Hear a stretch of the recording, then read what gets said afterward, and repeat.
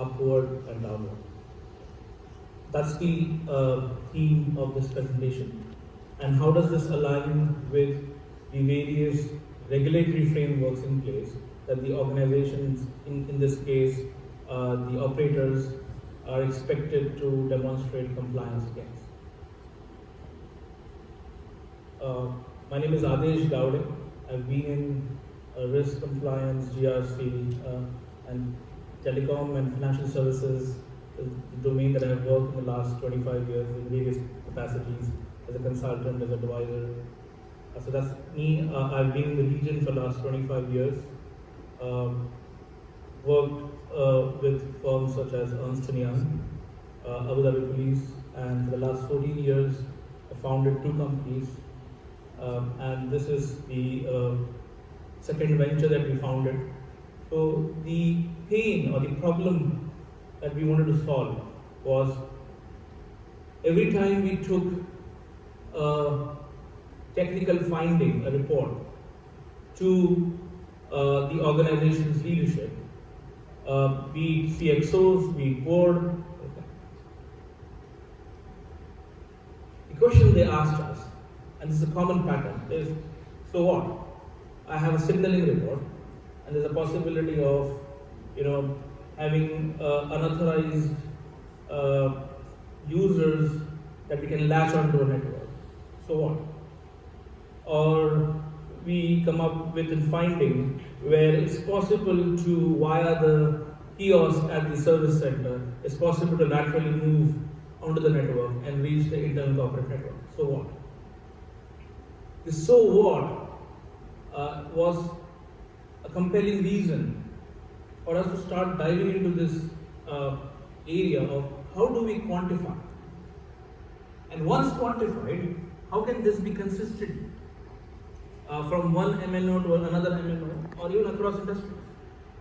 At the end of the day, what we then basically came to a common conclusion, and it's just not me, a group of senior risk management professionals like me, we came to a conclusion that if we could devise a mechanism where the leadership and the board, without getting into the technicality, if we are able to express the impact of these findings or these vulnerabilities, these issues, these non-conformities, non-compliances, in a language that they understand. So what do they understand?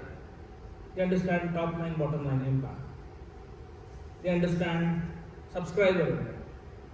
They do understand the regulatory impact of non-compliance in terms of penalties. They do understand reputational impact. They do understand, for example, critical national infrastructure impact. That's something, these are the real impacts that the board understands, relates to. So then, how do we quantify this? So that's where this whole journey started, of how do we quantify the exposure. And this is beyond cyber. Okay? We're not talking about internet-related attacks, we're talking about technology risk. So if you take out technology out of telecom, what's left? So if you take out technology out of banking, what's left? So then we said, this is just not technology risk, this is business risks.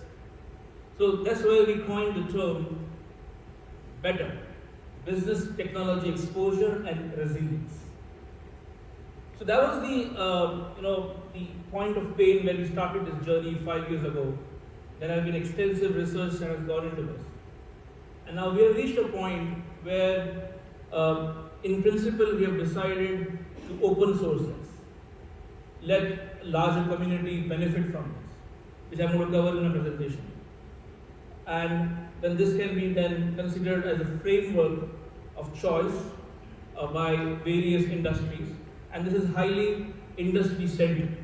So Better Telecom has the telecommunications or MNO operator, MNO regulatory framework. If it's telecom banking, then the models change accordingly, which I'm going to cover shortly about. So today I'm not going to go deeper into Better, but I'm going to more talk about the open sourcing. I'll give you a high-level overview of Better as a framework. So the starting point in a roadmap towards adopting better for an organization is creating so-called the digital twin of the organization, or what we call creating the enterprise context. Okay, the business architecture, the business layer, the application layer, the technology layer, the security layer. So what I mean by that? So let's take an example of wholesale, right?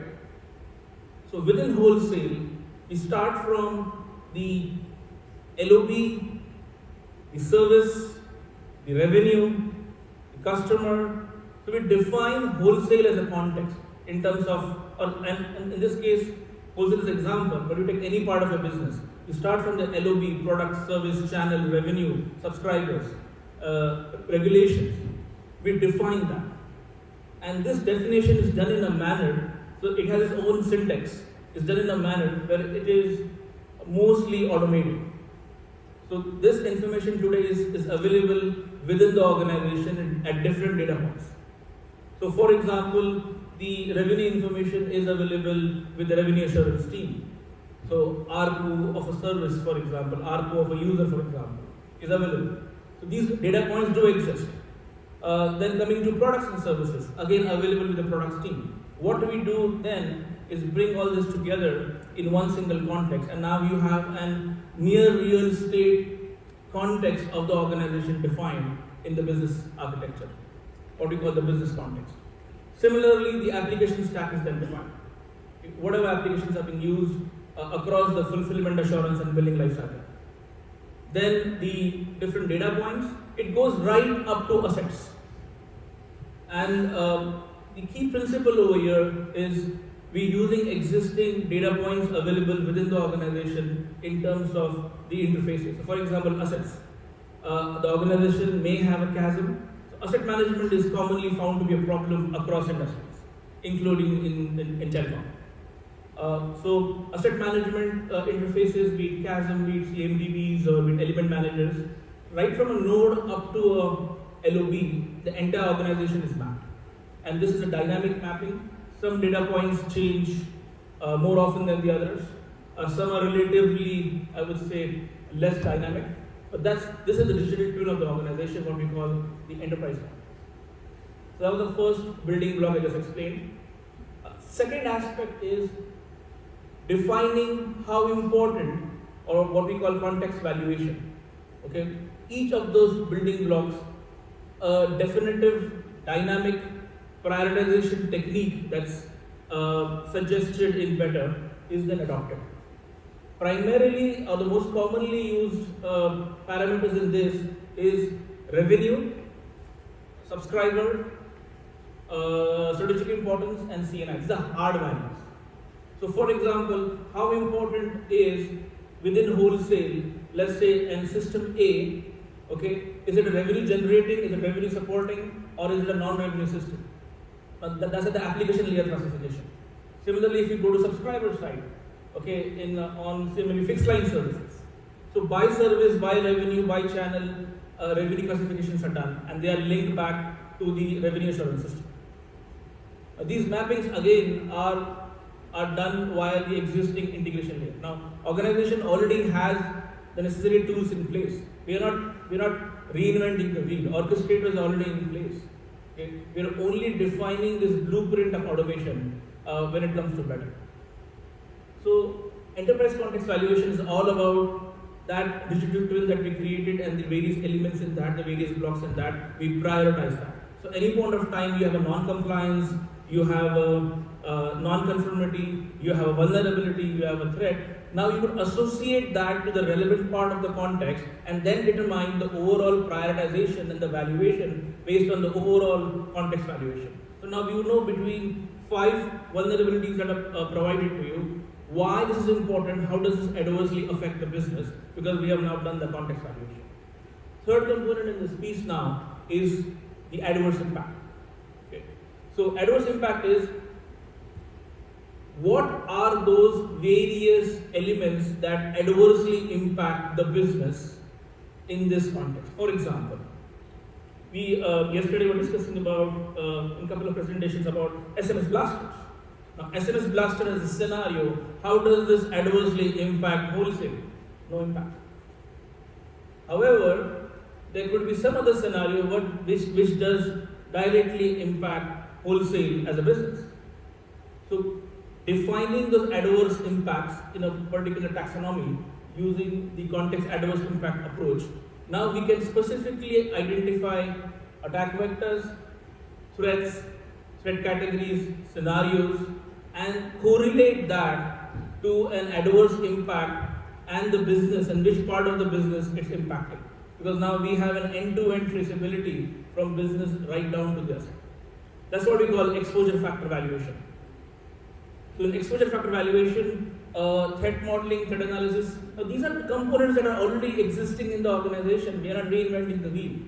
We are putting them together, we are connecting these dots in a logical framework.